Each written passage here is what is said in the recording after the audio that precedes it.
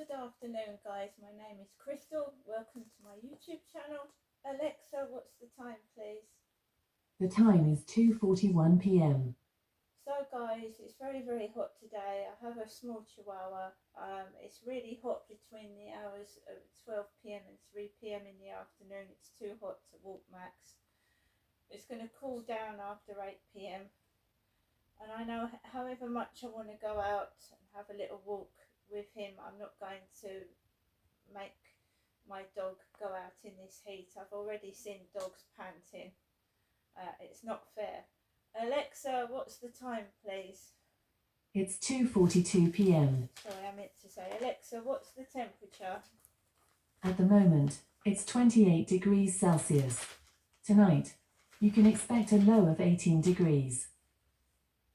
So it's 28 degrees Celsius at the moment. It's far too hot for me to walk in. It's far too hot for Max. So most of this weekend has been spent relaxing at home. So today's weather in London is expected to reach a high of 33 degrees centigrade. So that is very hot, isn't it? So Tuesday, London is expected to reach 34 degrees centigrade, which in the southeast England where I am, Kent, it's about the same or just below that. So we've got another hot day. Wednesday 26 degrees centigrade, Thursday 29, Friday 30 degrees centigrade, and Saturday 28 degrees. So another hot week next week. Wow, from going from being windy and cold to a massive heat wave. So just everybody keep cool and hydrated. And if you do need to take your pets out, make sure you've got water and keep them in the shade. So Daily Mail, Monday, May the 26th. May the 25th, 2026. I wanted to read you this. This is by Andy Dolan. Did CIA poison England legend Gordon Banks at the 1970 World Cup in Mexico? For England fans of a certain generation, it is a game that left deep scars. In a Crunch World Cup quarter-final 56 years ago, the Three Lions fell to a 3-2 defeat against West Germany, ending any hope of retaining football's top title. Now, as far-fetched as it may sound, it has been suggested the loss could have been part of an incredible Cold War plot hatched by the US. Some believe foul play was at hand in relation to Gordon Banks falling ill with food poisoning hours before the clash. The absence of the man then regarded as the world's best goalkeeper from the match in Mexico significantly harmed England's chances. Banks had first experienced symptoms after the final group game against Czechoslovakia, but was believed to have recovered before relapsing on the day of the quarter-final. He was replaced by Chelsea's Peter Bonetti, who many deemed at fault for all three goals. Others pointed to the substitution of Bobby Charlton in the 70th minute.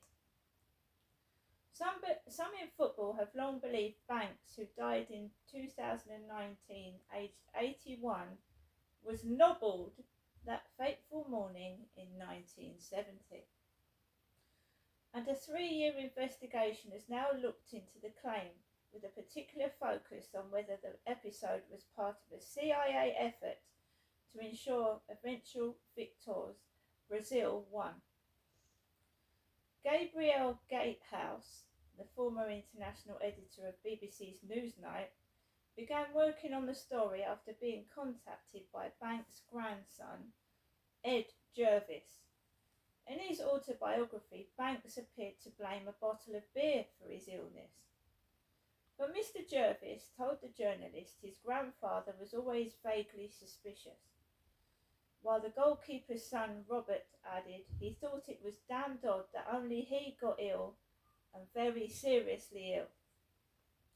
It comes after legendary late football journalist Brian Glanville wrote in his 2007 book, England Managers, the toughest job in football, that I have steadily come to believe that Banks was the victim of sabotage.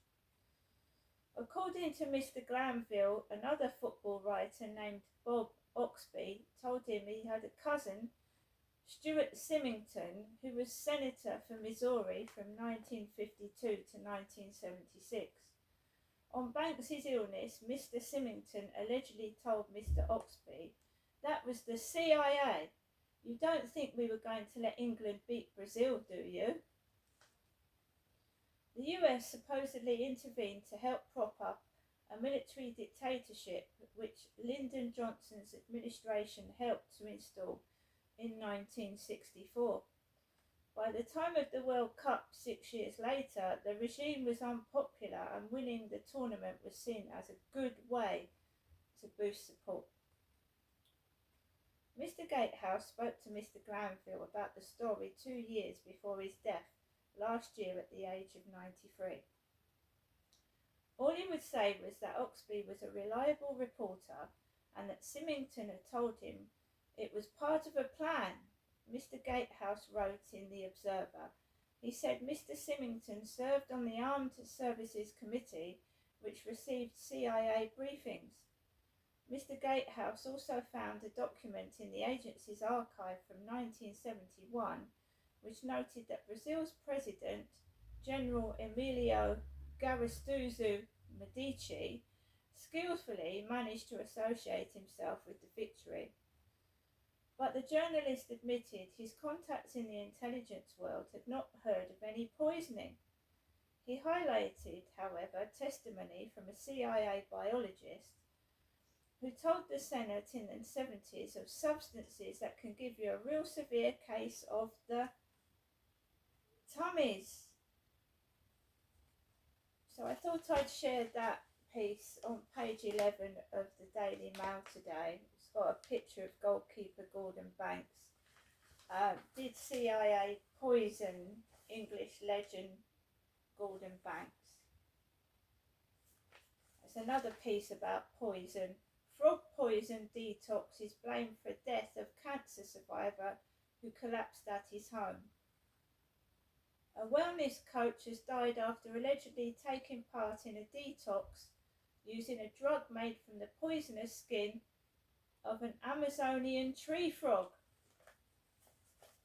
Wow! I'm just going to have some of this Pepsi Max because just lately my mouth has had a funny taste in it and I'm feeling dry in the mouth. Guess I need to drink more water.